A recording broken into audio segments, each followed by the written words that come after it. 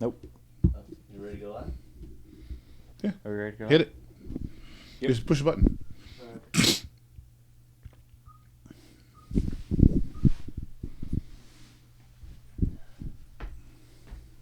Hey y'all, it's Joe and Charlie from Talking Lead headquarters. We got Marty in the house. What up, guys? Technically, it's Marty's house. No, this is the lead quarters. This is the lead quarters. Lead quarters. This is not my house. We are in the lead quarters, somewhere in the hills of Tennessee.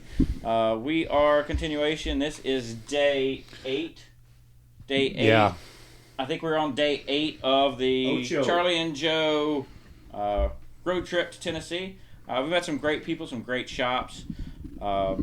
Outpost is the first time I've been there. It's an amazing shop. I mean, if you can imagine it, they have it there and in stock. This is Bob. This is Bob the dog. He's got an itch today. Hey, buddy. Hey, Sid. So if you're joining us, Aklys Defense is here with Marty with the podcast Talking Lead, one of the biggest and highest rated and one of absolutely my favorite Yeah. firearms podcast. Well, So thank this you is for Marty. Kind word. Left hand from Talking Lead. Charlie's way in the back if you can't see him. I'm There right we go. here. Bob's your uncle. This is Bob the dog. Patty's your aunt. Bob's first appearance on Talking Lead. Yep. Yep. So Bob made really good friends with a horse last night. Oshie. Yep, Oshie. Talking Lead's Beautiful. mascot. Yeah, beautiful Great Dane. He'll probably join us in a little while. Very large. Very, very large animal. He's much dog. What, 190 pounds?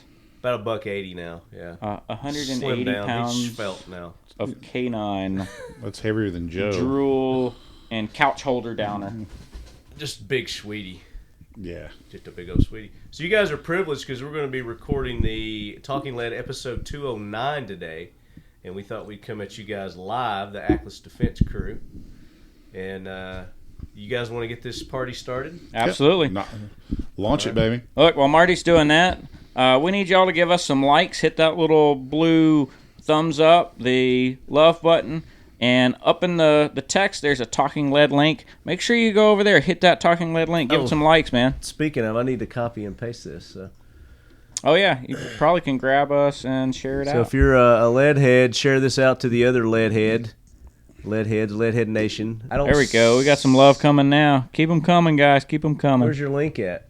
There it is, right down There it here. is. So I'm gonna Look, the this. share right there. Share to a page. And if you have access, you've got access to the computer, Marty, from there, or I can keep track of the questions from my mobile. So if you've never watched the Talking Lead podcast, it's got kind of a certain format. But if you have any questions, I don't think you've ever done this. Have you had any live on-air questions? I've done a couple, but what we're going to talk about today is our topic's going to be suppressors. Obviously, we've got the guys from Aklys Defense, and they've been cranking out some awesome suppressors here recently. So that's going to be the topic of the day. We're also going to be throwing some jackwagons on our Jackwagon Train. If you guys are familiar with the Talking Lead Jackwagon Train, that's just somebody who's done something stupid, not necessarily in the world of firearms, but it could be. And it's basically like give them a facial, call them out on their BS. So that's going to be part of the show, and then we're going to do a fact to fight the myth. Joe and Charles have an awesome fact to fight the myth regarding suppressors, so we're going to get into that as well. Any of your comments, suggestions, questions are welcome. And I can't type and talk at the same time, so it's taking 90 days. I can see. All right, I've got your questions up here on my mobile. I just posted it to the left. So we got Matt Harmon, Maxwell, Christian Green. What's up, Christian? Is there 3 of them? There's only one. Which is the real Christian Green? Please stand up.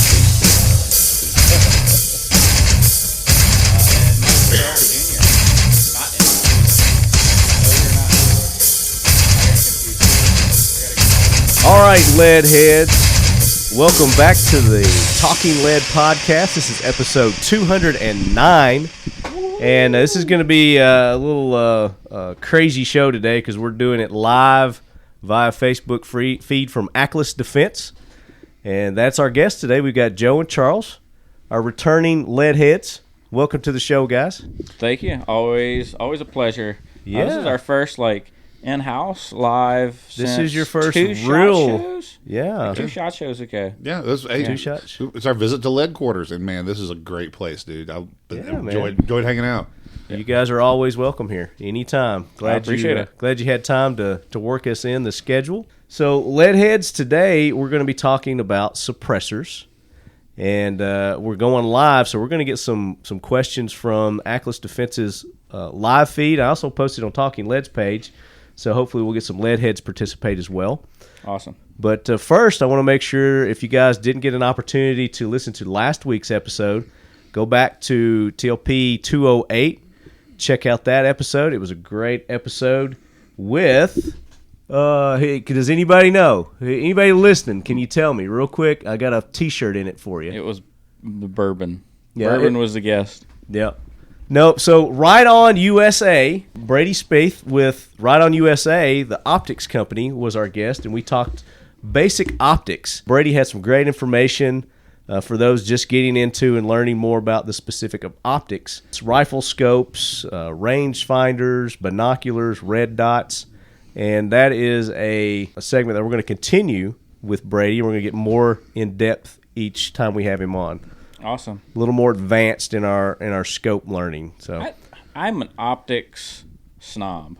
I like good quality optics. yeah, And I've really liked a lot of different manufacturers. I've got 2 of our Falcata rifles here, and I just happen to have EOTechs on them.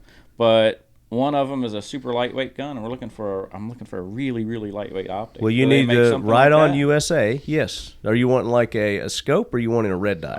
A red dot, a little bitty micro red dot. So you're in luck. So this week, Right On USA, the official optic sponsor of Talking Lead, is coming out with a micro red dot and a 3x magnifier.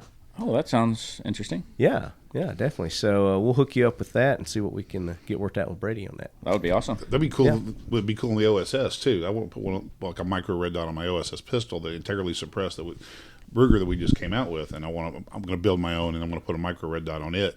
Yeah. And that way, it's just going to be the varmint Terminator. You know. Nice. That'll be cool. Yeah. So make sure you guys go back to 208 and check out that episode. I didn't announce the winner of our Tactical Squirrel monthly subscription box for June, and I'm going to do that this week a little bit later in the show as well, so you guys stay tuned to find out who the winner of that Tactical Squirrel monthly subscription box is. And it's just one box. You don't get a whole yearly subscription. You got to go to Talking Lead's website. Top of the page, there's a link to Tactical Squirrel there, and you can sign up, and you get a little extra something being a Talking Lead leadhead in your first monthly subscription box. Full of all kinds of cool tactical gear, flashlights, ammunition, all kinds of cool. You can customize your box. So go check it out on Talking Lead at Tactical Squirrel. I'm going to sign up on that right now. You need to do that. You should do that. That is awesome. We have way too much distraction available in this room. All right, we got guns, lots of guns, suppressors. We have a dog. Each of us has a mobile. We've got a live stream, and we're recording a podcast. Let's can I like move it around the room here? Yeah, absolutely. Yeah, sure. So let's move it around the room. So this is the lead quarters right here, everybody. It did take us about 10 minutes to find the perfect position, so hopefully he can find it and put it back. So there's guns, there's toys, there's G.I. Joes. Yeah, there's shotguns. There's puppies. I'm within arm's reach of I think 3 Falcatas. ARs, 3 ARs and 2 swords. Oh, we have cross Falcatas over here. I just realized that they ended up in a cross pattern down there. So I'm going to try to get that back where it was. I think that's about right. Yeah, that looks good. So let's continue on with the show. And I think I hear that Jackwagon Train rolling in. Uh-oh. So y'all don't get to hear the sound effects, so I'm going to try and replicate them for you. Hoorah, Semper Fi, do or die, hold 'em high at 8th and I. It is time for the Talking Lead Jackwagon of the Week, so brace yourself, baby. Who's going to be our first Jackwagon this week, guys? Who do you want to go with? Do we have any suggestions from the crowd here? Let's see. Who do we got? Who's our Jackwagon today, guys? Come on, shout out. Christian just says the dog needs a tattoo. Well, the dog actually does have a tattoo. And somewhere in private, I'll show you where it is. Christian, am I on the Jackwagon Train? No, Christian, you are not on the Jackwagon Train. Should you be? All right, so what we were talking about was Who are we going to throw on there? We talked about the California penal system. Yeah. So OJ, if you guys hadn't heard yet, OJ got paroled today. Yesterday. Yesterday. I don't think it goes into effect for a little while. Yeah, until October. But he got approved for parole, and OJ's going to be back on the streets. What halfway house is going to menacing card collectors and memorabilia collectors around the world? So we need to tighten up around here, Marty. What's that? You're gonna need to tighten up. You got some nice memorabilia. I don't have any cards. sports memorabilia though, so I think I'm pretty safe. I don't think OJ's into comics and GI Joe and firearms. Well, I guess though he was armed, wasn't he? Yeah. I wonder what if he's got any funds left, or what's he gonna do? I mean, did he have any piggy bank stash somewhere? I don't know. I'm sure he had some stuff buried somewhere. I'm pretty sure that civil suit that wrongful cleaned him out. Yes, pretty it did. Righteous. Yeah. I would say though he prepared for that ahead of time, and his attorneys probably had him disperse his funds elsewhere. Yeah, maybe. But how many of those attorneys are gone? Two of them are dead now. Johnny huh? Cochran's gone. Yeah. Yeah. What about is Shapiro? The Kardashian still alive? Kardashian? No, he died. Yeah. Because she married that dude that's a chick now. Yeah. Yeah, but but if he shows up legally with any money, like if he ever accumulates any substantial funds, I think he has to forfeit them to the state of the parents of Nicole from the civil suit that he lost. Yep. Chris Howard says make sure you lock up your knives. Lock up your knives and your gloves, right? If it does not fit. So you're throwing the California penal system because they let him out on parole? Is that what we're doing here? That in the fake news. It's very rare for me to get trolled, but I got trolled pretty hard with the Charles Manson spoof. I was thinking. Oh yeah, because they just have like a big parole board hearing and like. I was like, oh my God, how is this happening? So Joe comes in, we're talking about who we're going to throw on the Jackwagon train. He's like, we got to throw the California penal system because they just let Charles Manson and O.J. Simpson out. It's like the problem. I never get trolled. I'm like, I can usually spot those like instantly. You fell for it, hook, line, I fell for this one. The kicker is it's almost believable though. It is. That's the problem. It's almost believable, yeah. and it's even closer to home for me because one of the guys that killed people for Charles Manson was named Charles Tex Watson, and I've had to wear that nickname pretty much my entire life. You know. So Christian says OJ needs an endorsement deal with Ronco and Ford. Ronco and Bronco, baby. Nice. My favorite joke from back in that day, whenever the trial was going on, was they say, "Hey, did you know that John Elway is going to testify in the OJ trial?" John Elway. Yeah, he was going to represent the slow-moving white Bronco. Nice one. Oh, we got another message here. So I got a leadhead, Kenny Ortega, says, I know it's too late for the logo contest, but I thought of an image of your head at a microphone with a lead casting pot filling your head with lead. Just a thought. So that's another thing I got going on is we had a logo contest for our listeners, our subscribers, to develop a logo that best represents them. And we're calling it they're called lead heads, obviously. And we narrowed it down to 3. So we got the top 3 choices we're getting ready to put out on our social media pages for people to vote on. And they're pretty awesome designs. You haven't seen them yet. Charlie and I were looking at them, and they're pretty sweet. So we'll be putting those out. It'll be in conjunction with the release of this episode. And the winner who gets the most votes on that is we're going to make a patch out of that. We're going to make a T-shirt out of that. And then the winner also gets a $100 gift card to 1776 United. Man, 1776 makes some good stuff. Yes, oh yeah, those are some of my favorite shirts. They feel so good. And the winner's also going to get a classic Talking Lead logo T-shirt. Awesome. We're calling it classic. It's the only one that exists at this point. There are multiples, and we've realized when we figured this out because me and Zach and somebody else all wore Talking Lead shirts to the shop one day, and they're all slightly different as far as like what's colored. Like sometimes the bullet's colored green, right, and then sometimes like the talking part is colored green, right, and then there's one where the lead is colored green and the bullet's white and the talking is. You're very observant. Most people don't catch that. My talking lead shirt's important to me. I actually kind of lost a job recently while wearing it. So are you saying it hexed you? No, nothing to do with the bad shirt. luck? But no, I still wear it. I wear it all the time. All right, so who's our second jackwagon? We do have a suggestion there. All right, who is it? It is a good one. You're going to I can't see. I got a Cadillac in my eye. All right, the suggestion is the Lucian Black Voda Tactical. He made it. If you go back a couple episodes ago, he made the Jackwagon Train. I think it was 3 episodes ago, and then he made it again like the next episode also. So that guy's definitely on the train. Gunny will not let him off. He is a number 1 jackwagon. He's up there with Hillary. He's got a lifetime ticket. Yeah, definitely. He is a Lucian. piece of work, man. Yeah. He is an absolute piece of work.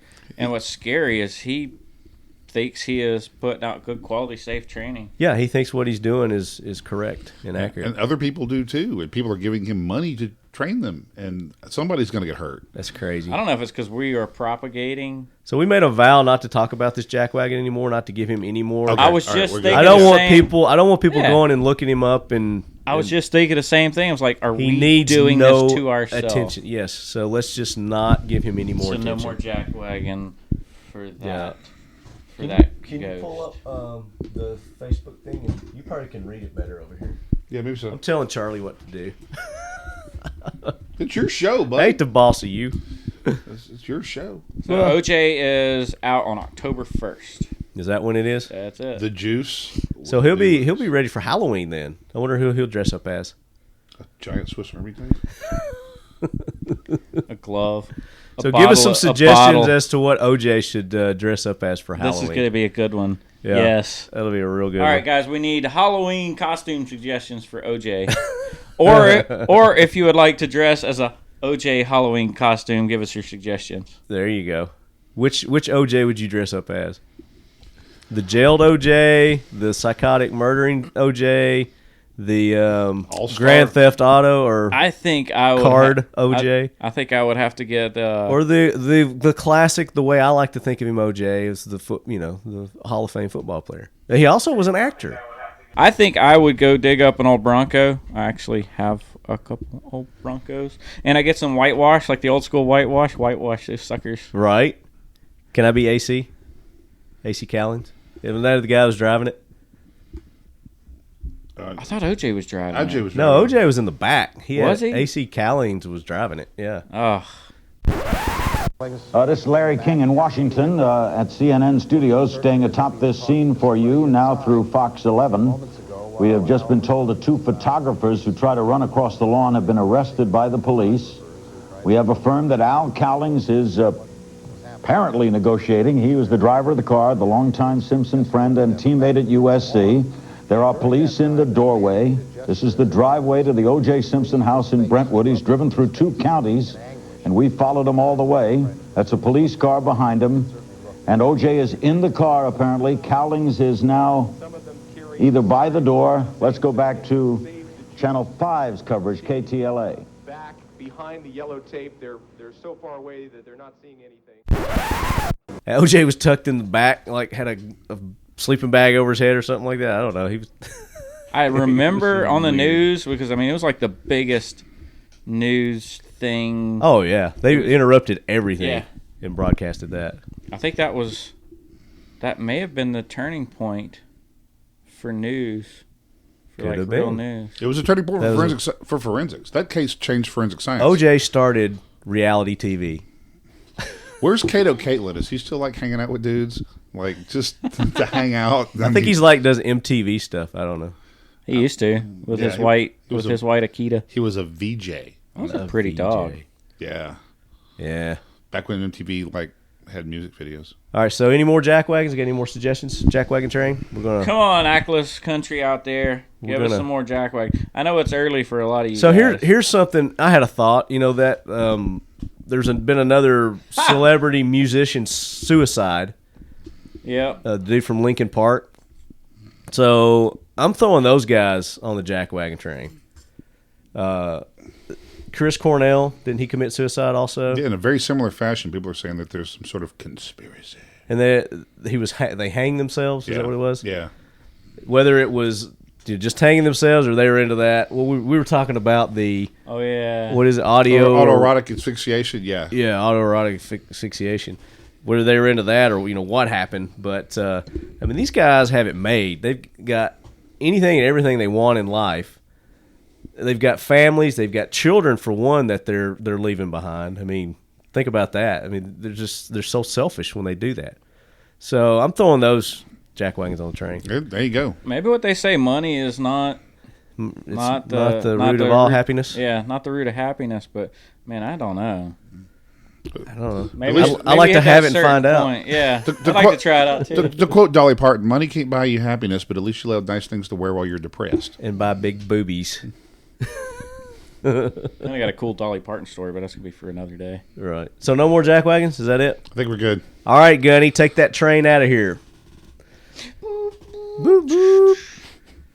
All right, guys. So we want to talk suppressors. We want to learn suppressors. So let's start off basic talking lead, first grade education level here. Educate me on suppressors. If you're going to try to explain to me what a suppressor is, tell me about it. What is it? Suppressors are kind of theoretically a very simple device. They're doing one thing. They're transferring the big bang sound energy and transferring all that energy out slower, so there's less of an instantaneous energy hit. Mm-hmm. So it makes a really sharp, fast bang turn into a slower whoosh, turn into heat, turn into movement and vibration. And how does it do that? And it does it with there's so many different aspects to a suppressor.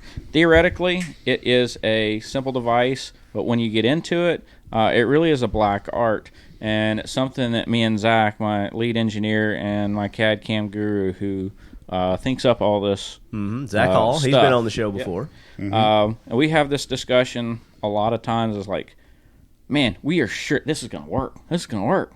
And it does not work. And it's like, man, there's no way in hell this is going to work. And it works. So explain that. It really is. It's unexplainable. It's but just, you guys are so many different. Very thorough. I mean, you're engineers. You're freaking scientists. I'm sure you're putting all this stuff down on paper, and you're doing the mathematic formulas and all that. And you're like, that'll work, but then for some reason it doesn't. Mostly computer-based stuff and experience and looking and knowing what works on other platforms. And it really comes down to the velocity of the gases and the volume of the gases. Like a shotgun suppressor, there's a lot of volume of gases, but it's very low pressure. Mm-hmm. So it's harder to manipulate and control it because you have to have tons of volume because you can't just compress it. Mm-hmm. Now, on the other hand, a 5.56 can, a lot higher pressure, still high volume, but all that pressure there allows us to do a lot more work, so we can more efficiently do work with it. 22 rimfire suppressor, we can get away with kind of similar concepts with 22 and 9mm because they have the similar gas velocities. Right. When we start talking about making a suppressor that works with 9mm and then maybe 300 blackout, it gets a little tougher. Well, let's talk about what makes up a suppressor. Let's talk about the parts and components of a suppressor. Basically, there's a few parts of the suppressor that are required. One, you have to have some way of attaching it to the gun. Two, you have to have some way of containing all of the gases in it. It's usually a tube of some sort or some kind of body. Mm-hmm. And then the baffle system. Okay. And the baffle system, there's about 3 different baffle ideas out there. There are the standard baffles where you drop baffles in it. It could be cone or what's a K-baffles. baffle? I mean, we're first grade level here. Tell us what a baffle is. A baffle is a wall or a restriction. Okay. We're just trying to control those gases with an actual wall. So you're like breaking it up. Correct.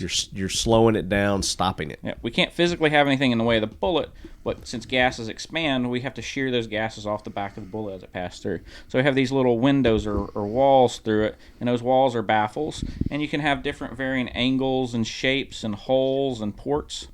There's also a monocore system, which Aklys Defense, we use the absolute majority of our items are all monocore because they're easy to maintain, easy for us to manufacture, so we can keep the cost down. And when you say monocore, what does that mean? The monocore means that all of those baffles, all those walls, are in one singular internal system. So it all goes in a stack instead of having an individual baffle and an individual baffle and an individual baffle that stacks up. And when you take it apart, or you get one stuck and you can't get one out, but the rest of them come out, the monocore, you loosen it up and you slide the whole core. It's all one piece. It's all one piece, monocore, one big core in it. Wouldn't that be better than, because then you've got less space for the gas to escape? That's one of the reasons we were a big fan of the monocore system. It's a great system.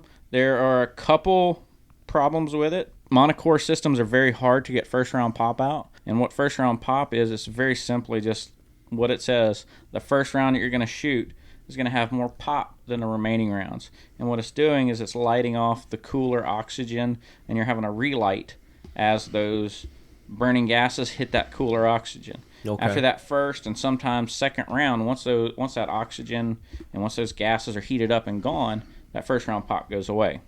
Monocores, the way that the first few baffles are set up, they have a tendency to have a little bit more first round pop. With our 22 and our 9mm can, we've got the first round pop down very minimal, especially our 22 can. Usually what's the I guess the best way to measure it's the decibel levels maybe? What's between dB the levels, first round and the remaining?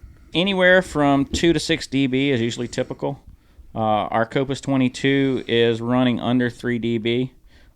It's one of the best 22 monocores out there for first round pop. It's comparable to a lot of the baffle cans with overall suppression and real close to their first round pop capabilities. Right.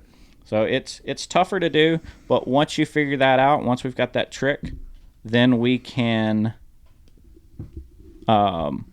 manufacture them and continue rolling with them, because monocores are just so much easier to manufacture and keep the price point down.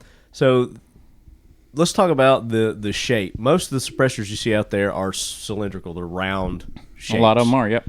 There's other ones that aren't. What's the benefits of the different shapes? A lot of it comes down to access to materials, and also round is the strongest structure you can have as far as pressure containment because of the hoop strength, because it's rounder. All the pressure is being disperses it more equally, given evenly, so you're not having little high pressure points on anything. Right. But material availability is very common. Also, whenever you put it on the gun, I mean, you're usually screwing it onto a round thing, and you never know where these threads are going to end up. You can have the tightest manufacturing tolerances imaginable, and you take 6 barrels off of a line that were made right after each other, and they may clock and end up in a different area every time. Yeah. It's just that round tube gives us a lot of benefits. There are several manufacturers that make asymmetrical or drop suppressors. We manufacture one for the KSG shotgun, and we do that so we can get a lot of volume, because remember, shotgun suppressors, they're low pressure, but they have a tremendous amount of volume, so we've got to have a lot of can body there. We drop it below the bore so it's not up in your sight line. So you're not screwing this one on. Right. It's it actually a snap-on. locks into place. Yeah, it's a snap-on. The KSG can, normally you see most suppressors screw on in some method, cone attachment, but we've developed the world's fastest attaching suppressor with our KSG. Very nice. It literally is unattached, then all of a sudden it's attached. Yeah. It's a real Just simple. snaps into place. Snaps into place. Yeah. It's a great little system. So is there a benefit, I mean, other than time, obviously, to one being screwed in versus being snapped on? Why wouldn't more people go to the quicker snap-on than simplicity? And it's a lot tougher to do with the higher pressure then you gases. do away with having to need threaded barrels. You know, who wants to have to? Well, we're working on some concepts that you may not necessarily have to have threaded barrels. There's also a big push with the legislature to ease the requirements of suppressor ownership, and if that happens, we're going to start seeing a lot more integrity. The HPA? The HPA and the Share Act. Yeah. That was one of the Jackwagons we were going to throw on the Jackwagon train. What happened? That shooting of Scalia. Is that who it was? Aklys, yeah. Aklys. Yeah. We have the HPA has a wonderful bill. It's got a great idea behind it to pull the suppressors off of NFA and out of the registry. And it's been in committee for quite some time because it just doesn't have enough support because everybody thought it was a sure thing. It was a shoe-in because Trump's in. He's going to go ahead and sign it. Yeah. So it's been stuck in committee till about 2 months ago. So it's been about 2 months ago since the shooting? A month and a half. About a month and a half. About a month and a half, yeah. Well, it got put in with the Share Act, and the Share Act was going to come up for basically a hearing that day. About 2.5 hours prior to that is when that D.C. shooting happened. At the baseball game, yeah. Baseball practice. And Steve Scalise he's a friend of the shop. He's a friend of the industry. And it's very tragic what happened. Thankfully, the only life lost was the shooter. Steve's still in bad shape. But anyway, long story short, is the Share Act got tabled along with it with the HPA. So eventually we'll hope to see it back up. I don't think we're going to see it for 2017. More than likely it's going to be like spring of 18, and it's going to have to go through some time. Right. We might see some movement for the beginning of 2019 for suppressors. What that means logistically now is sales have been historically low for suppressors for about the last 11 months. Yeah. So times are dropping for ATF approval right now. We're figuring about the next 6 weeks. They're going to be under 7 months, possibly pushing 6-month approval times. And prices, I've never seen prices on suppressors or manufacturers' rebates as low as they are. Right. Now's the time to buy. This is the best time to buy not only suppressors but just firearms in general because Absolutely. Everybody has lowered the prices. And it's just like real estate, in stocks. You buy when the prices are low, and this is the time to do it. So if there's ever, you ever wanted that KSG shotgun, now's the time to go out there and get it because you're probably never going to find a better deal on it. And then, of course, you compare it with Aklys Defense's suppressor. Yep. And what are those running? Just curious. What we have the KSG SS on sale for $10.85. It's normally $12.85. Right. But we want to go ahead and take care of that tax stamp for you. There you go. So they're going to take care of it for you now, and then when the HPA passes, then they get the $200 refund, right? Isn't that Maybe. part of it? As the way the bill's written, there is in place for a tax credit, so it'll be like a refund on your tax, right? On your tax report. So yeah, it'll be if you file taxes. If you file, and if it ends up going through the way it's written, right? Again, it's still in committee. The viewers out there, you need to call your representatives and tell them, like, look, this is still a good bill. Support it. Because it definitely needs the support. But we don't know what it's going to look like when it does turn into law. I mean, it could turn. Amendments are going to get made to it, right, almost certainly at every step of its existence. And then once it even is signed into law, even if it was as it is now, probably like a 200-day implementation period. So over half a year. Yeah. If it started now, you would still be in 2018. So we need to put the squeeze on our congressman to go ahead and get that passed so we can start enjoying it next year, hopefully. Call everybody. Everybody you know. Call everybody. Everybody. So I think we got a little, we got segued. Yeah. Let's see, we're talking about suppressor, kind of the concepts and things. And the legality thereunto. Yeah. So what I want to talk about more, we want to get more into suppressors, but first I want to go ahead and thank our sponsors, Tactical Response. Check them out at Tactical Response right here. Look right here. Yeah. James Yeager and the crew, Tactical Response Camden. If you need your training for your firearms, I know a lot of people are not buying their firearms right now. They're holding off. But you might as well go ahead and use your firearms. So learn how to use your firearms. Go to Tactical Response Training. And they've got handgun, they've got rifle, they've got shotgun, they've got all kinds of different. They've got strength. They've even got strength training now, so you can have a stronger core body for when you're in the fight.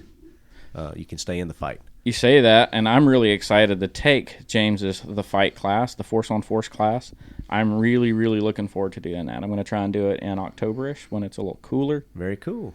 It's way too hot in Camden. Sissy. We just got last week. We had a lot of fun. We had a lot of fun, but we also had the ability, if needed to cool down, go inside. And I know once once that fight starts, you don't have that option. Yeah. So we're going to wait for it to be a little cooler. Tactical response, just Google tactical response. It's tacticalresponse.com, right? That's Yep. their website. And check out, that's the logo right there. Yeah, there's the logo. Synonymous Of course, with some of our the best training podcast listeners can't see that, but Modern Spartan Systems. Optimize your firearms with Modern Spartan Systems products. They have lubes and oils, cleaning solutions.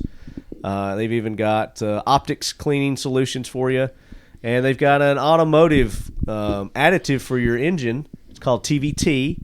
And the old lead sled has surpassed 304,000 miles. And that's due to using the Modern Spartan Systems TVT engine additive. Charlie? When we rode in the lead sled last night, and it was running just fine.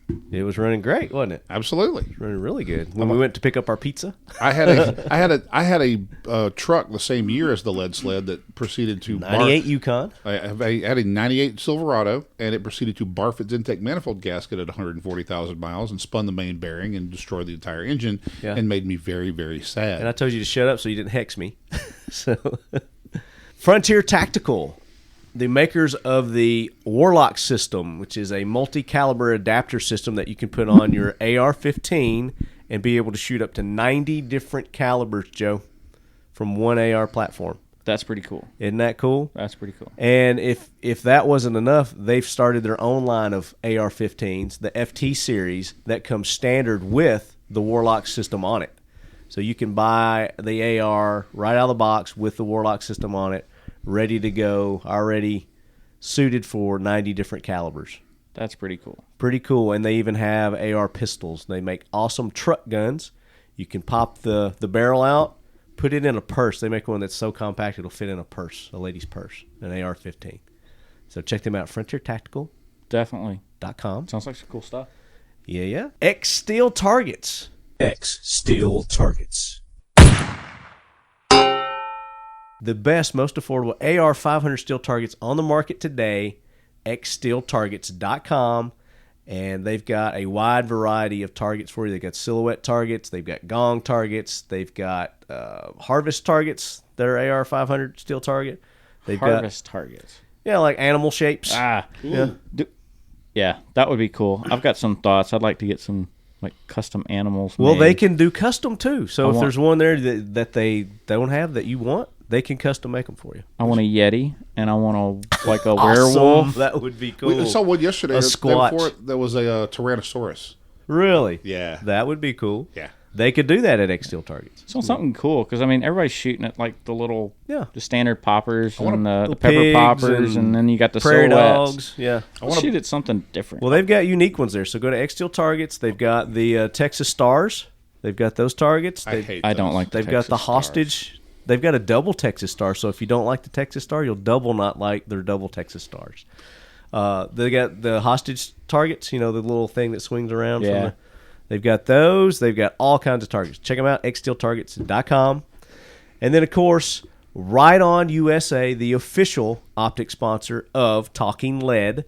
They have a wide variety of optics for you guys, rifle scopes, anywhere from, I think, around $200 all the way up to like maybe $1,700 now, somewhere around that price range. They've got a 5x25 that I'm getting ready to try out on the 308, the Nordic Components 308, and we're going to be trying to go up to 2,000 yards with that. So I need you to load me a good round for that 308. That's a fur piece there, man. I can't recommend enough the Hornady match loads. Yeah? I think they shoot good. 175 grains. Okay.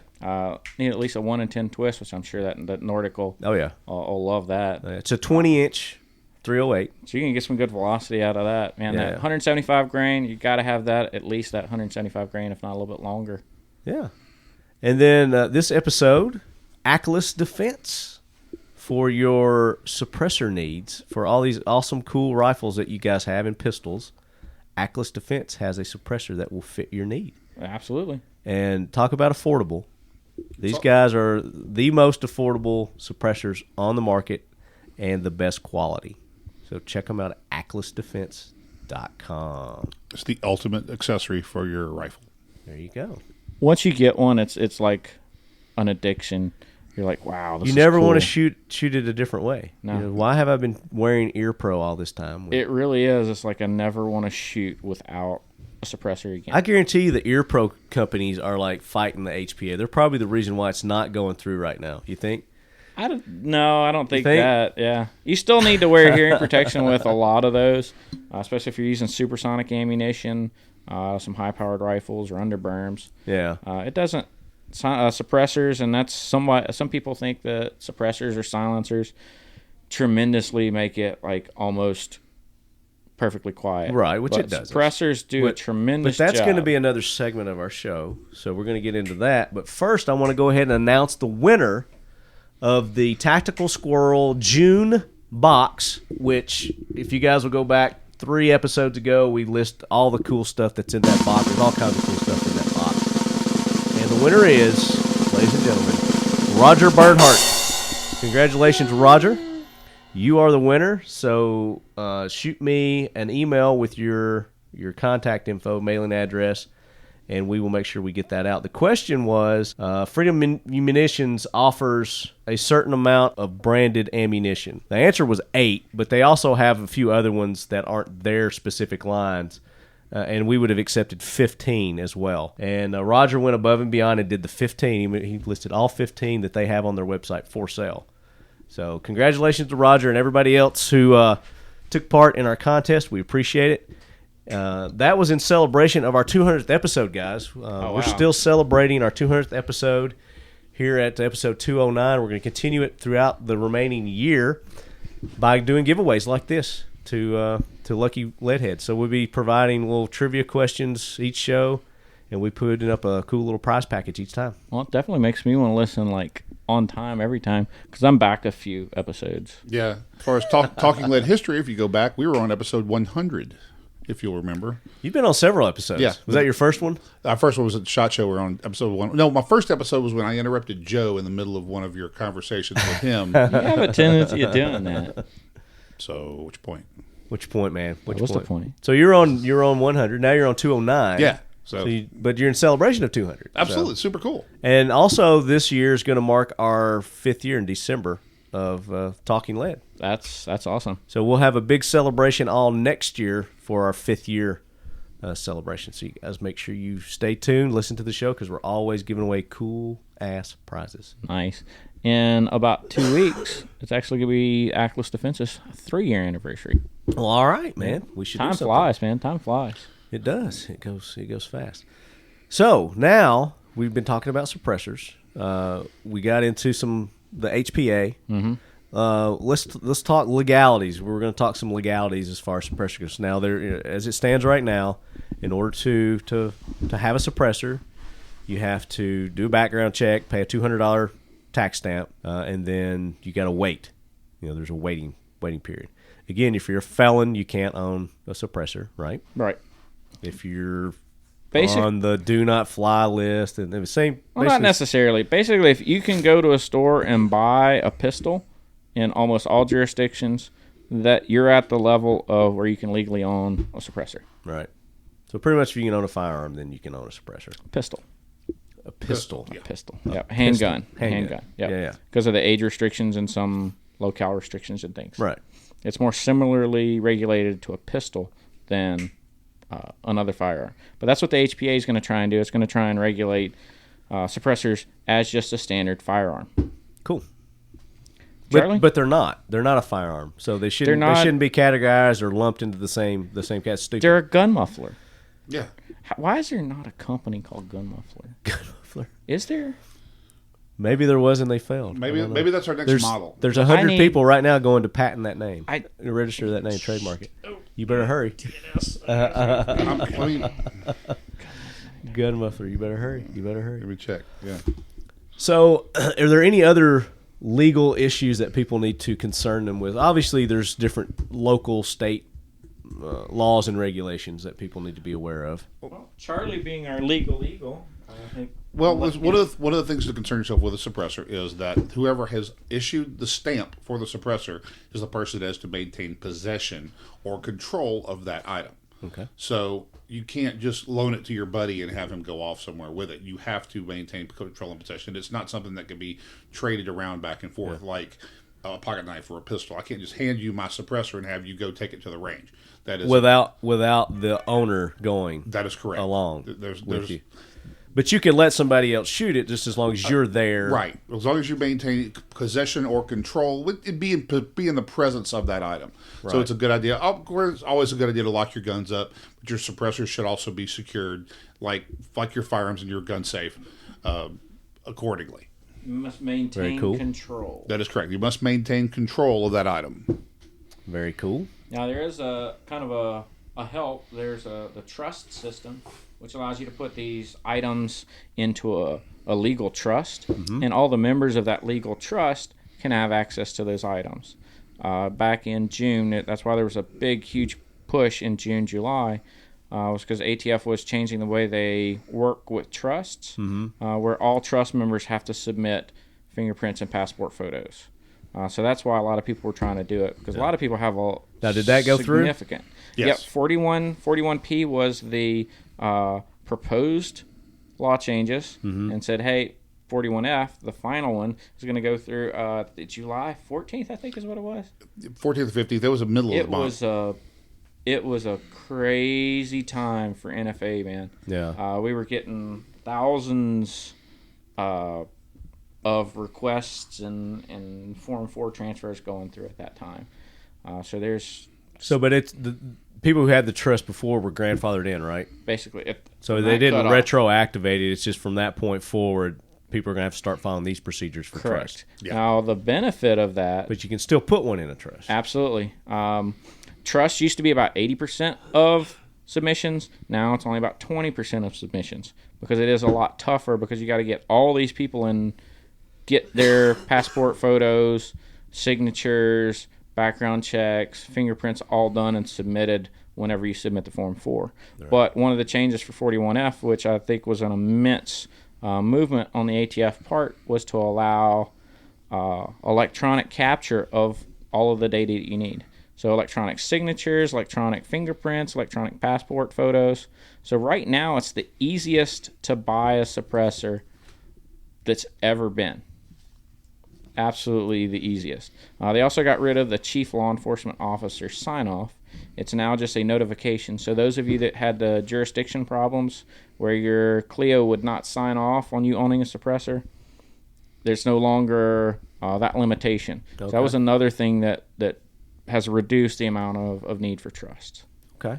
Well, so good. Right now, best prices, best technology, extremely low approval times. We're figuring it's going to be under 7 months, if not even lower, for purchases now. And it's the easiest to get all your information. You can even use a credit card to pay for your tax stamp. Oh, really? Yep. They let you do that? You can write it down right there on the form, or you can use the Silencer Shop kiosk, silencershop.com, and you can pay it via credit card right there on their website. And in addition to that, not just our company, but because we're trying to maintain the best we can and keep advancing, suppressors now are better than they have ever been. Yep. The technology has been leaps and bounds in the last 20 years. Now, 30 years ago, suppressors, there were a lot of like just rubber baffles and wipes and brass washers and mesh, and it was the affected accuracy of firearms, and they just really weren't anything anybody really wanted. They didn't work that well. Right. Now we're at such a cutting edge as far as technology goes. They work so much better than they did back then. Even from the heat dissipation with the new modern materials, the new heat resistant stainless steels have allowed leaps and bounds in the technology of suppressor design. Smaller chambers, and it's an amazing things that can be done with suppressors these days. And would you say that the American made suppressors? Because we talked about this. I had a guy from England on the show a while back. Or not really England, but over there, Great Britain. The UK-ish. Yeah, he was a UK-ish dude. He's been on the show before, Alan. And we had our Jackwagon was this guy who actually lives in my hometown here, Murfreesboro, who got busted for trying to smuggle in suppressors from the UK. And the suppressors that he was smuggling in were terrible. He was telling us, Alan's like, I know though, that's suppressors that they use on like airsoft guns. And that's like trying to smuggle like Budweiser long necks into England. Yeah. Why would you do that? Yeah. That's one of the... But he did. He got busted. What he was doing was he was like, part of the parts he put on the plane with him. The other ones, he had this helicopter company here, I guess a maintenance shop or something. And he was putting the parts in as helicopter parts and sending them over. Kind of like a transmission. That way. The only way he got caught was a disgruntled employee turned him in. It's the only way he got busted. So. Well, that's one of the kind of the things that we're worried about with the HPA is without that high level of demand. I mean, it takes some commitment to want to do the background check, put this $200 in. So if you're going to do it, you want the best available. Yeah. With the HPA going through possibly, or them getting a little bit easier, people are looking more at more economy suppressors. So we're going to start seeing something similar to the quality and design of suppressors in the UK, where they're more freely traded. You can buy them off the hardware store shelves. Yeah, they're like you go to the pharmacy very low and buy technology. one. Yeah. We talked about the technology. You have the baffle systems, monocores, and kind of trailed off and we got segued. But that third style is more of what Charlie mentioned on. It's perforated tubes with mesh or with rivets or something there to help contain the sound. Yeah. And that's what a lot of the UK suppressors are designed Do you think around. that if the HPA goes through, we'll start seeing more advancements in suppressor technology because there's going to be a higher demand, there's going to be more people wanting to get into it, or is it going to go the opposite? We're going to see more crap hitting the market. You're going to see both. I think you're going to see both. You're going to see a lot of people that aren't in it trying to build the cheapest race to the bottom suppressors, and then you're going to see people like us that are going to be able to have the ability to have more advanced technology because we're going to be able to have more dollars for that development. So, right. Well, you're going to be catering to the people who actually wants a quality and knows how it's supposed to operate. What do you see in the future of suppressors? Where are suppressors heading? What's the next level phase for simplification, evolution of the suppressors? Simplification. Suppressors. There's a lot of complex systems out there, all the different baffles, the specialized tools, cleaning procedures, and things like that. Yeah. Simple, robust suppressors using good quality materials. So if HPA goes through, why wouldn't every firearm made be just automatically suppressed? Oh, it's probably going to happen. You can probably look for... Why would anybody not want to shoot a gun suppressed? Is there a benefit to not shooting a gun suppressed? Not really. Very, very little. Smith & Wesson just bought Gemtech. They're looking for that to take place. I mean, they're going to start building those designs into some of their firearms. You can bet on it. Ruger is now mass producing an integrally suppressed 1022. I think that's the first large manufacturer that's not a suppressor manufacturer that is producing a gun that is from the factory. It's designed around suppressed use. Now you guys make some internally. We do. Integrally suppressed. We specialize. Integrally or internally? It's integrally. And we specialize in that. Yeah, Integ. We do specialize and develop a lot of Integ systems. Our rifles were some of the first. We're now pushed into the integrally suppressed 22 pistol market, which we've got a really, really sweet little gem. Talk about that because you guys brought that with you on your trip. We don't have it here. Left it in the box, but it's under $1,000. You can get an integrally suppressed Ruger 1022 pistol, which I think the next closest price point, and it's a much more complex design, harder to clean, and it's around $1,400. Okay. It's a 1022 also? It's a 2245 Mark II. So it's the Ruger-based pistol. Mark III. Mark III. Yeah. The Ruger Mark series. We'll be doing on Mark IVs too once the Mark IVs are a little bit more stabilized and back where they should be. Very cool. And we call it the OSS in tribute to the old organization that predated the CIA. It had a high standard that they had converted. They called the OSS back then. And it was a high standard. It was converted to looks very similar to the one we make. Yeah. And ours actually is a little bit sleeker looking, but in tribute to that, one of the original suppressed pistols, we call it the OSS. Yeah. Now you were talking about cleaning, maintenance of a suppressor. So when you've got an integrally suppressed, does it still come apart and you're able to clean it, or is that something that you just spray in and swizzle around? And most typical integrally suppressed guns are oftentimes sealed, especially in the 22-45, the pistols. Right. Ours is a take-apart. Rimfire is very, very dirty. So we look at rimfire as absolutely having a must-have take-apart capability because the rounds are so dirty. When they use the cheapest powder they can, it's usually a wax-coated lead bullet, so you're going to get leading, you're going to get wax vapor, combined with the sheer amount of volume that people shoot through 22 rimfire. You have to be able to take them apart. So all of our systems are take-apartable. They're not take sealed, apartable. So I like that. Take apartable. So hashtag take apartable. So they can be clean. Let's get that trending. Hashtag take apartable. Like that. So they can be cleanable and clean them. Joe's. And what do you use to clean? Joe uses a soda blaster. I like soda blasting, but I just have access to that. What is that? It's kind of like a sandblaster, but it uses sodium bicarbonate, basically just soda, baking soda. No, it's dry. It's just it's not as aggressive and as abrasive as sand would be. It's not as hard. So are you doing some sort of liquid solution in there to wash all that out and get all it out? dry? Just all dry. You can. CLP works great. Just standard oils. Ed's Reds, basically a transmission and oil-based fluid. That's probably one of the better ones. Yeah. Just get a copper scrub brush and scrub those baffles. Wipe it down. The biggest thing with our cans... Well, that's one that you can take apart. Now, one you can't, it's integrally... What would you do with it? Hopefully it's going to be like an all stainless steel or a little bit more noble materials, not aluminum or some of the lower grade titaniums. And you can put it in this chemical called the dip. It's a really nasty stuff, and the byproduct is extremely I thought you're not supposed to use the dip. I thought the dip was like a no-no. You can use the dip. You told me that. On our aluminum cans, any aluminum can, grade 2 titanium cans, which most cans, they're out there. A lot of them are grade 2. Right. The dip can be very problematic. Also, what results, you end up with lead acetate and some other lead byproducts that absorbs into your skin very, very easily. Right. And it's some really, really, really nasty stuff. Yeah. Once it's chemically done, then you have this non-workable death mix that you got to figure out to do something with. All right. So you have that. You got some nuclear grade biochemical that it looks like liquid cancer. Yeah, it's one of the more nastier things that you can kind of create and end up in the firearms world. So don't do that. Don't go to Google and not a big fan of the dip.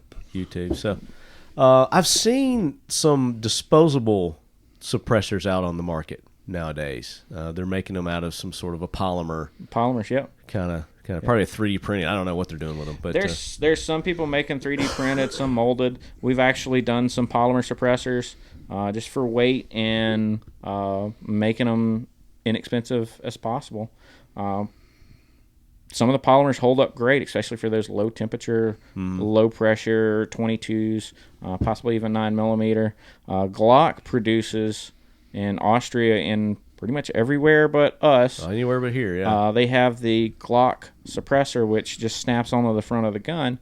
It's all plastic baffles and wipes, and you can get the first 15 rounds or so are pretty quiet, and after that it starts substantially getting a little bit louder and louder. Right. I think you can get around 50 shots, so maybe around 3, maybe 4 magazines before it gets to the point where I might as well not even have this thing on here. I don't know if it even goes that many. I've heard 2 magazines, but of course it could be 2 of these. There's some videos out. I think Pincus has got a video out using it, actually, Rob Pincus. But so is that just the internal that's the polymer, and the external is I believe I've seen some all that, plastic. It is all plastic. Okay, I've seen some that have a like aluminum or whatever stainless steel outer, and then the inner is disposable. So you're only supposed to be able to shoot, and you just replace the baffles. The wipes, basically the old Mac 11 cans. Called wipes. The old Mac 10 cans had rubber wipes that were inside of the metal tube in and of itself. So the bullet actually was touching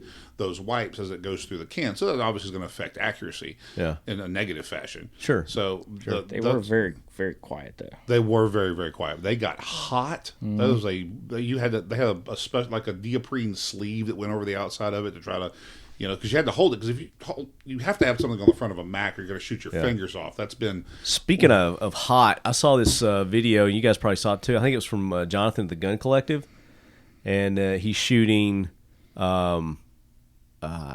I can't remember what he was shooting, but it was a full auto Belt fed when they got the suppressor on the front, and they melt it. Yeah, they should have They stopped put shooting like that thing. 500, 600 rounds through it or something. I don't know what it is. The can died at like 175 rounds. Yeah, but they just kept going and they just cooked it and it just fell off, melted off. Our can doesn't do that. Your can won't do that. We've actually done that test, and the can is still survivable. Really? Yeah. That can's still in the shop. We still use it. It's not. There's nothing wrong with it at all. I wish we had the video of us dumping mags through it, but yeah. 500-600 rounds from one of ours is not a big deal. Like it's not a problem. Yeah. Well, very cool. Like constant. Like belt fed. Like get the belt, hammer down on the trigger, let it ride. Yeah. I think last year at SOE I did 330-ish, somewhere around in that area. Did it glow? It had a glowing, like right at the blast chamber. It was starting to glow pretty heavily. Yeah. But our blast chamber is on our centerfire cans as double walled, so it keeps that heat in that first layer, and there's a little bit of airspace that doesn't allow the outer tube to get that hot, so we don't have an actual breach if something does. So have you seen the product that you can spray in the suppressor also to help with, I guess, it suppresses it even more? It's called an ablative. Okay. So explain that. It's literally a chemical or something that will help absorb heat and sound that goes inside the baffles of the can. Some cans are actually designed to have it. There's this old HK suppressor you had to put water in. It was ridiculous. I know a guy who's got one, and you can't shoot it unless you dump like half a cup of water into the suppressor, and you got to get it in there while it's on your gun. And that's the only way it works. If you don't do that, the suppressor doesn't do anything. It's actually a loudener. Inland has one, a 22 suppressor. Have you seen their 22 suppressor? They have a special foam, and the foam. Yeah, that's the stuff I was talking about. The guy that did that was working on that before he started to work on anything else. But that goes to how suppressors work. It that really illustrates one of the But key his concepts. is that thing, you don't have to have that, but you put it in there and then it adds to it or something. So. Our 9mm and our 22 are both wet capable cans, so you can shoot them wet with either grease or a water-based wettener. Foam stuff. Yeah. I really want to try some of the foam stuff. It looks like a good idea. Yeah. We use something similar. Tap Magic Expanding. It's got this real kind of foamy stuff. You spray it in and it just expands. Yeah. And you just blow through it or run a rod through it so it's not actually in the bore. Yeah. And it sticks in there. And it works by absorbing the heat energy, the physical energy, because it takes work to be able to move that around, as well as the phase change, moving that liquid, turning it into a gas or a vapor. Okay. So that's one of the ways suppressors work, is taking that thermal energy and turning it into heat. That's why you often, if you make two identical suppressors, one out of aluminum and one out of steel, the aluminum one will actually be noticeably quieter because it's able to absorb that heat faster and more smooth. Right. What if they use meteorites to make suppressors? It probably would not be a good idea, as meteorites are usually pretty crystallized. So you guys know that Matt Dorito's been in town, and he works for that company where they made those 1911s out of the meteorite. Those They're are like absolutely $4 million. The Cabot. Yeah, Cabot Customs. Yeah, Cabot Those are Customs. absolutely beautiful. I'm a huge space buff. I own. Me too. I lost 6 of my more prized meteorite slices in the flood, but I was able to recover quite a few of them. But I mean, it's a really, really beautiful set of guns there. Yeah, I'd like to shoot them. I wonder how many rounds are actually. Well, they're $4 million, so I don't think you're going to be shooting them. I don't think they're just letting people pop off rounds on them. I want to make a knife out of meteorite and then quench it in panther fat. Panther fat. There's actually quite a few knives. Anybody that's a tribute to the movie Iron Mistress, if anybody's ever seen it. I haven't seen it. It's actually a movie about Jim Bowie and about the knife that he had made, and that's what the guy quenches it in. He makes supposedly out of panther fat. The Bowie knife was made out of meteorite and quenched in panther fat. Nice. So, yeah, with eagle piss. I An eagle came and pissed on it. Eagle tears. got Freedom. way too much weird stuff in this brain. All right, let's do. You got any more questions? Anybody have any more questions for us on the live feed? Let's see. It didn't show up real good on here. Joe's got the access to it. Yeah, the meteorites, actually, there are some really good alloys that some of the meteorites have come through with, but the vast majority of them are not. They're more iron, aren't they? Iron-based. Yeah. I'm trying to remember. Somebody else is making a knife. No, it was one that he had done. It was a meteorite knife, and he was making it only under a full moon. And him and his friends were all... That's crazy. Yeah. He went through some real sort of mystic steps to try to make this knife as special as possible. This is back when I was more into the knife-making world. And not everybody can own a meteorite. Isn't that correct? I don't know. Yeah. Or if it's a certain size or something like that. I can't... I know if you pull out a certain area, it can be part of governmental mineral rights and things like that. So, yeah. But I think most of them. There's a meteorite hit in St. Helena Parish, which is just a parish just kind of north and east of my home parish. Yeah. And you can be walking around, you can find these little stony iron meteorites just laying around. Alien metal, man. It's alien. It is. That's alien. So those guns are made from alien material. Aliens. Aliens. I'm not saying it was aliens, but it was alien. So are there any more questions on the thing? If not, we're going to hit the fact to fight the myth. I think that's... Any questions for Joe and Charles? Guys? Anybody? Anyone? We have a Any questions for me? We have a recommendation for 308 at 2,000 yards. Okay. What is it? Let somebody else do it? Get a 338. Get a 338. Nice. That's not a bad way to go. Yeah. I just want to see if we're going to do 1,000, and then we're just going to keep reaching out and see how it does. 308 is definitely a 2,000. I'm mainly just testing out the glass because it's. You guys got to see. You've seen their glass. Yeah. The right on you. It's so crystal clear. I mean, it's beautiful. It's loophole quality for half the price. It's great. I've got a good friend who shoots Palma pretty much for a living. And that's 1,000 yards. Peter Palma. Not that guy. The Palma events can reach out to 1,000 yards, and what she was telling me, it's like after 800 yards, regardless, weird things start to happen. Yep. With 308 caliber bullets. Now, Palma does require a very specific bullet weight and to be able to be used, but even pushing it upwards from there, once you get outside 800 yards, that bullet starts to act. So, give me some recommendations on. A brand of 308, a load of 308. You gave one. If these guys had one for me. Matter of fact, the Hornady stuff is. Come on, guys. Well, we need some more thumbs up. We need some more input. The Hornady stuff. They recently changed that little plastic tip to be more heat resistant. He said tip. Just the tip. Just the tip. They changed just the tip. They only did just a tip. It was. They changed. Wow, we're losing some viewers, guys. Well, we need to do the fact to fight the myth. All right, let's do that. All right. All right, guys. And Russell, now get some shares. Let's get some viewers back up. It's time for the Talking Lead. Fact to fight the myths. And obviously this week it's going to be dealing with suppressors. And you guys have a good myth that you would like to debunk out there. Hey, Charlie. I don't want to get a suppressor because the ATF's going to come knock on my door on Sunday morning and raid my house to inspect my suppressors. And they can't do that. The ATF cannot come in your house whenever they want because you have a suppressor and you're on the NFA list. How many suppressors are there out there in the world, Joe? I don't know. How many? Over 320,000 or something. It's approaching the 400,000 mark for the number of suppressors that are in the United States that are registered items. It may be more than that. And I assure you the ATF doesn't have the time nor the inclination or the ability to come knock on everybody's door that has a suppressor.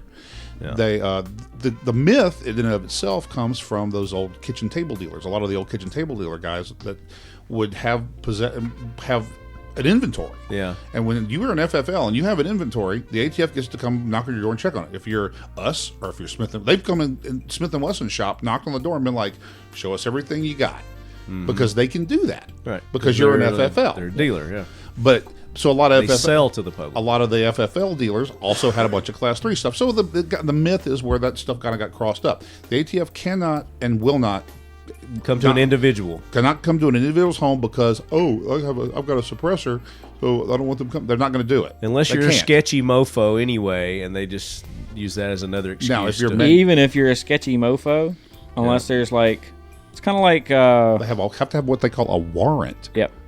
Without the warrant, I mean, even if they want to check, they'll call you or email you or whatever your contact is. Hey, sir, can you provide us? Now, does that work the same for SBRs?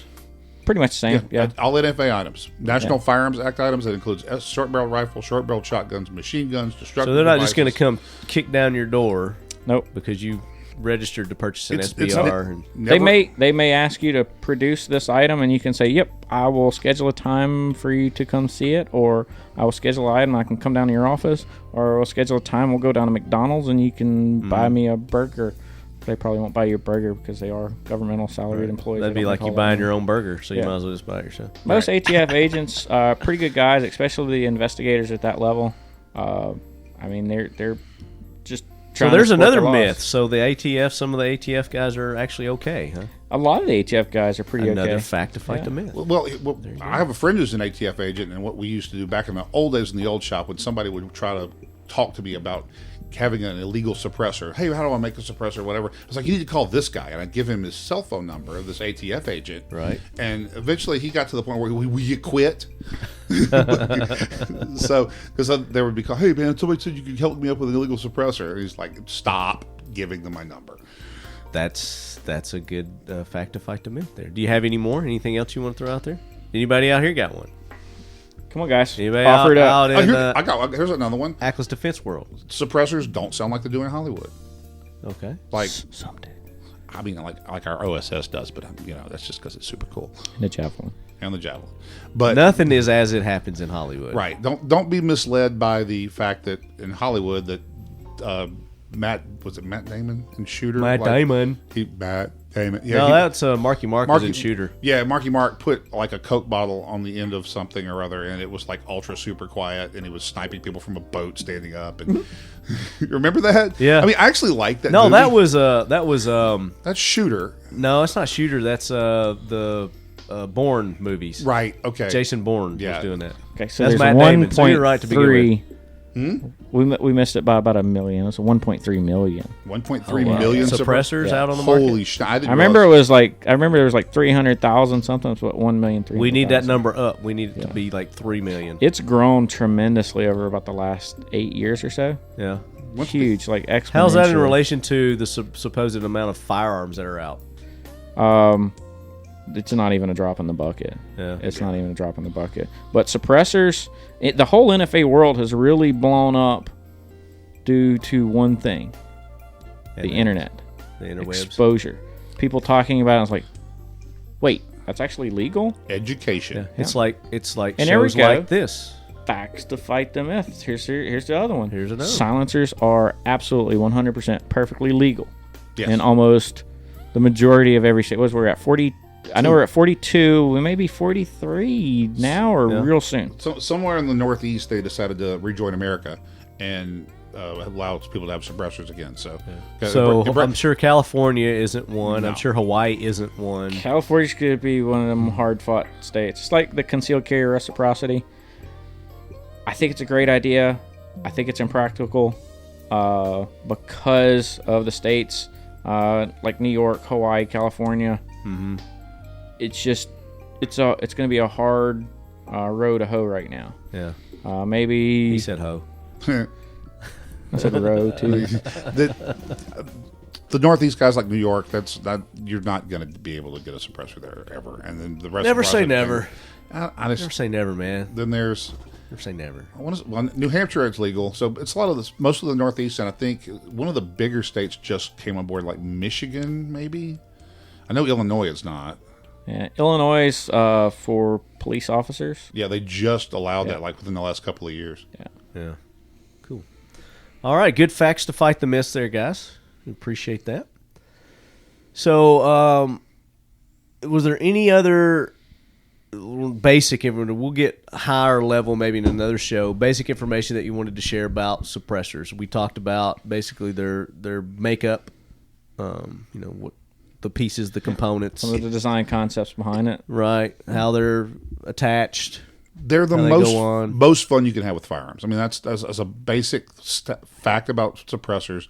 When you have a suppressed firearm, you shoot it more. You get better at your firearms. You learn to practice more because you don't have to worry about the noise. It's less stress. When you don't have that noise, it's just less stress. I like to use a 22 with a suppressor on it to teach people how to shoot, especially females, because it means not everybody's wearing hearing protection, which means I don't have to yell.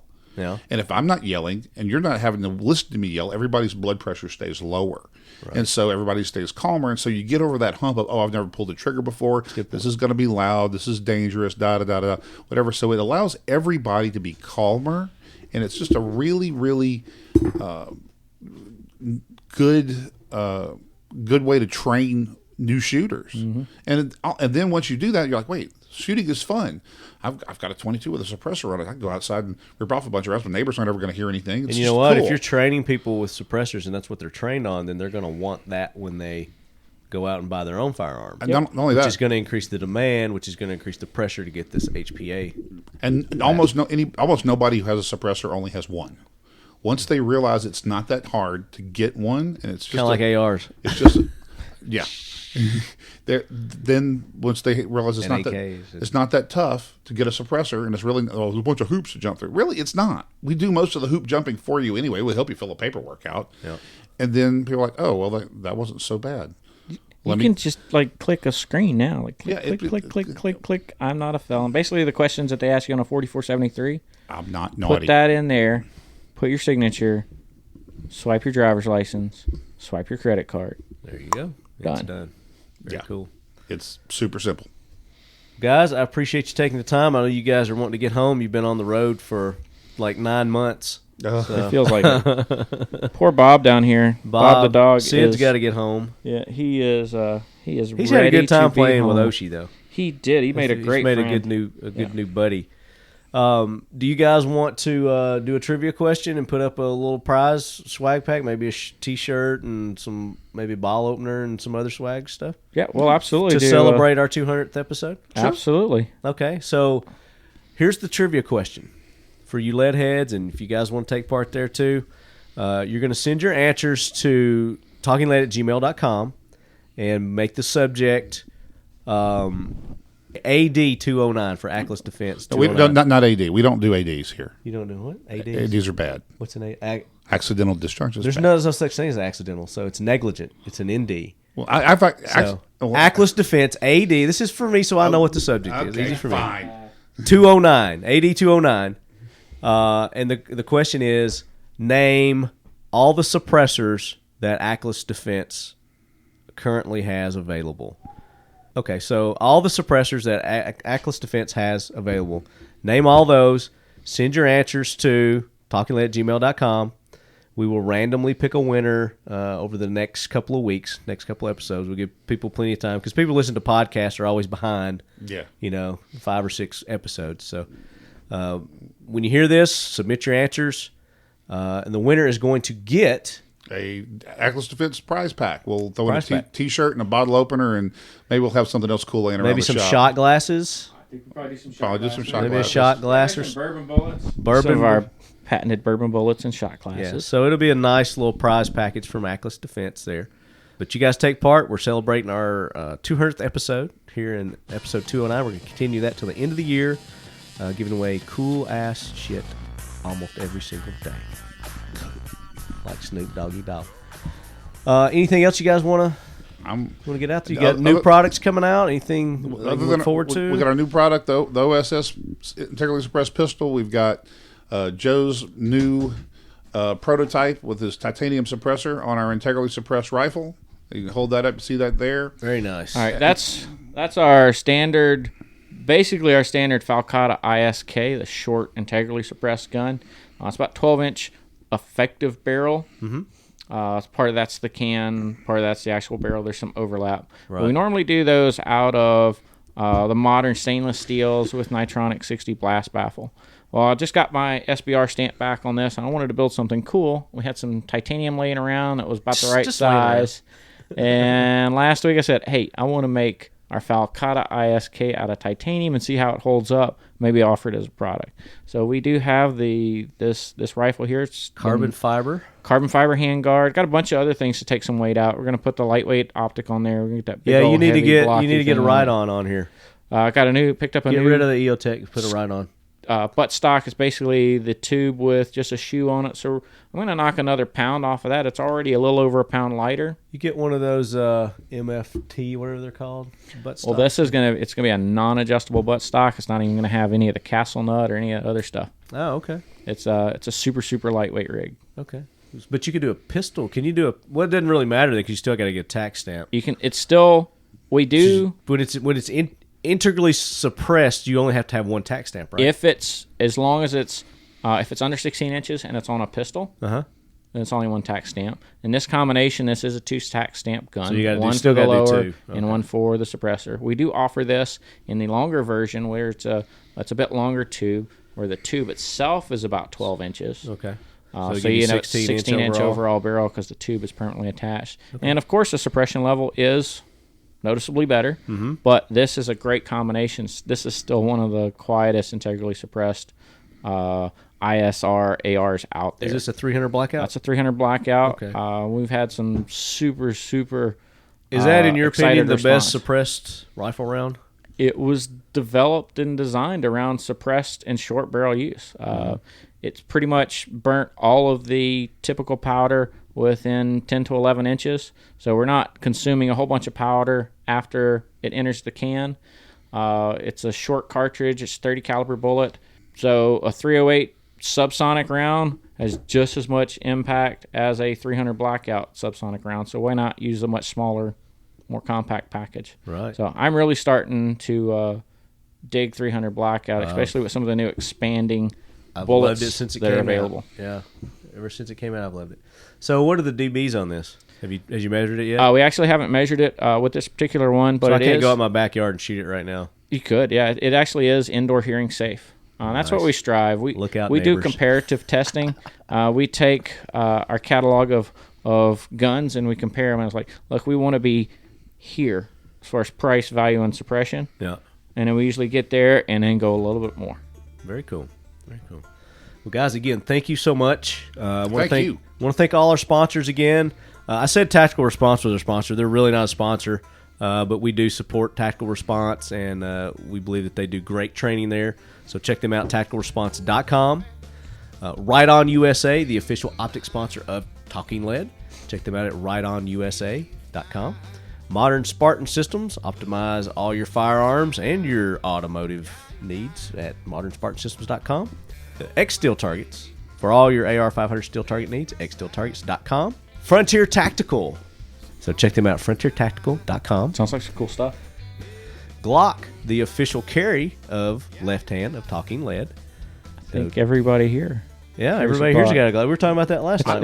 It's the Aklys Defense certified carry firearm, a Glock 19 or Glock 17. Yeah. Or a 6RP220.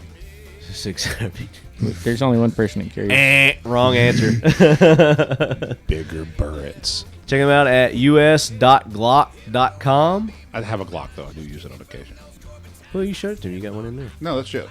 Oh, I thought you had a 45. No, the Sigma 45. Yeah. Oh, okay. I got you. It is a hammer. All right. Enough about 6. Glock 36, Glock 31.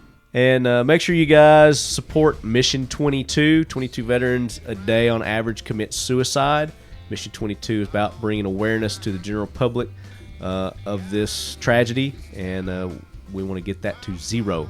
So visit Mission 22 and support them on their mission of awareness for this and our veterans. Sheepdog Impact Assistance, sheepdogia.org, helping our retired law enforcement, military, EMTs stay active by going around our country, just like you guys had these floods, and helping with disaster recovery missions. Those are some good people over there. Yes, they are. They also help our wounded warriors, help get them out doing activities such as skydiving, scuba diving, hunting.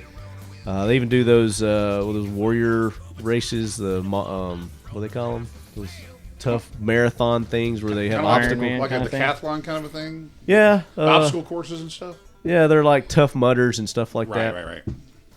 They organize events like that, and then they do like 1 or 2 big events a year where they'll go to like Yosemite and do like a week at Yosemite or something like that. And we're actually working with them on a cool project, like an exchange project with a wounded Israeli warriors. So we'll send some over to Israel, and they'll send some over here, and we'll take them around and show them some cool stuff. That'd be cool. Yeah. So we're working on that project. Awesome. Well, let us know if we can help.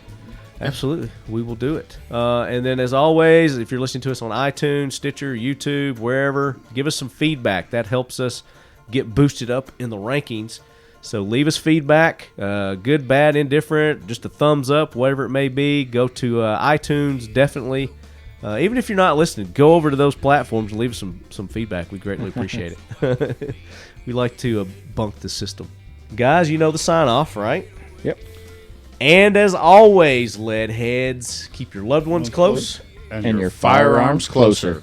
And your falcatas that are integrally suppressed even closer. Absolutely. Thank you again, sir. Or your falcatas that aren't and just have it attachable. And just have it attached. There you go. Perfect. All right. Until next week, guys. Boom. Appreciate everybody hanging with us, man. I had a good time, as always. The whole Aklys Defense Nation out there.